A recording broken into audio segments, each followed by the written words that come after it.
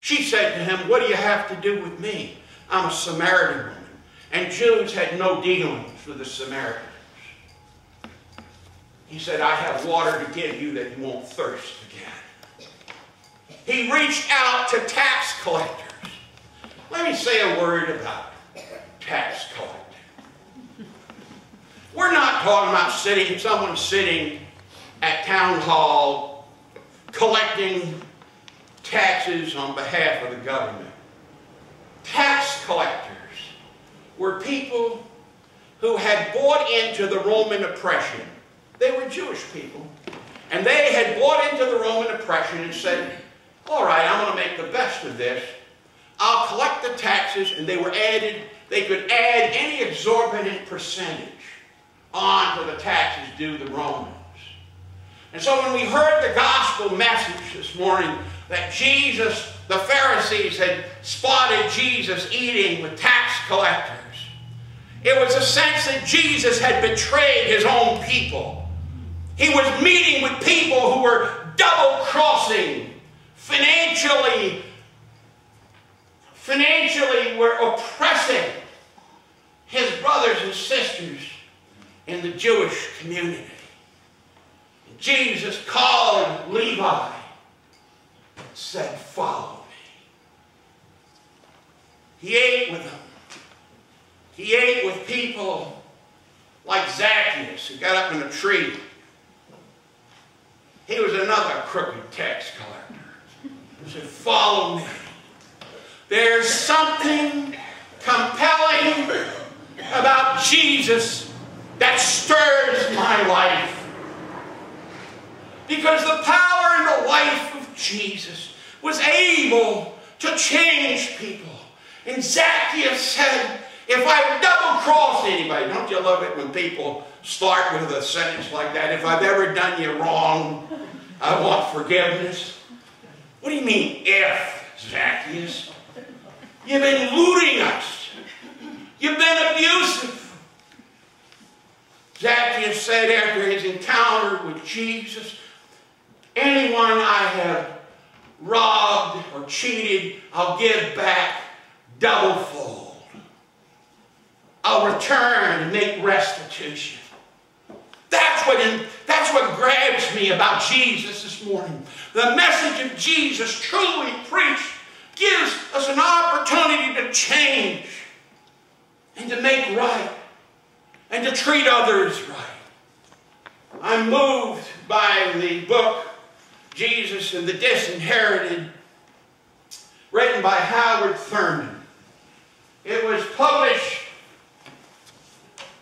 60 years ago, 1949. You probably wonder, well, who is Howard Thurman? I'm so glad you asked me that question. How many hours do I have? Howard Thurman was the grandson of a slave. He was born in Florida. And he remembers the days of his grandmother raising him and telling him about what it was like on the plantation before the Civil War and during the Civil War and after the Civil War.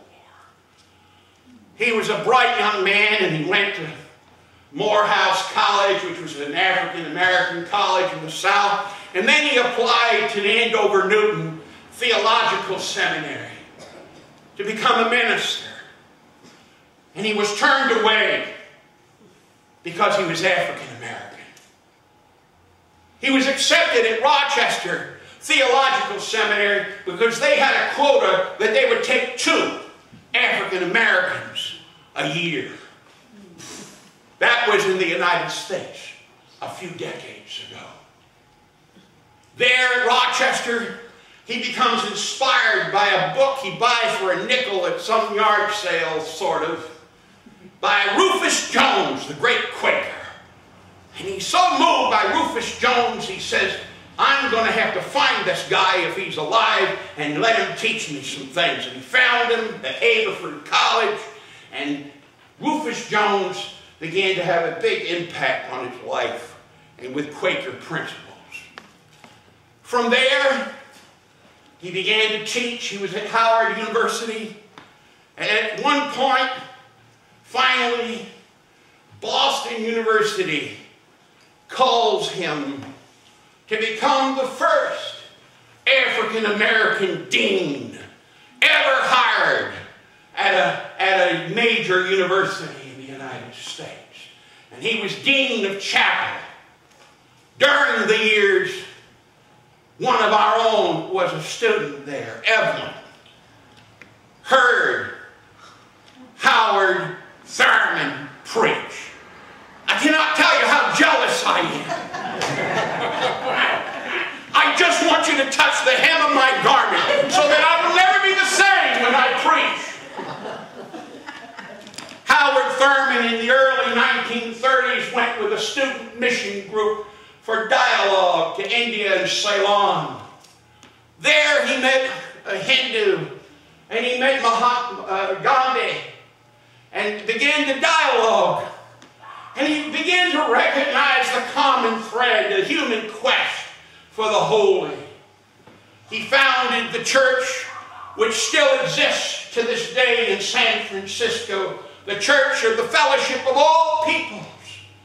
Wrote a number of books, somewhere between 50 and 30 books, and had a great impact on someone's name you do know.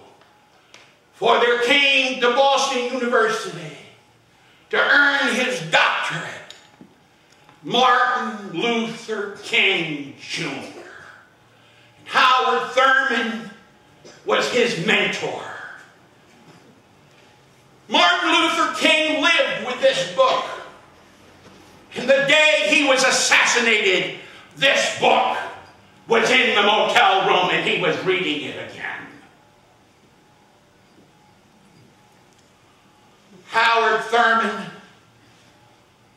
and his perceptions of how we deal with those who don't treat us well and the radical teachings of Jesus have grabbed me.